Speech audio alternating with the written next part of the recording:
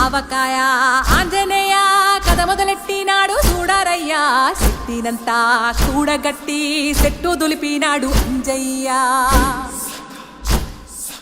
ఎర్ర ఛాయ కోతి అవతార వెంటమాయ కత్తి సేత పట్టకుండా కాయ కోసినాడు కపిలయ్య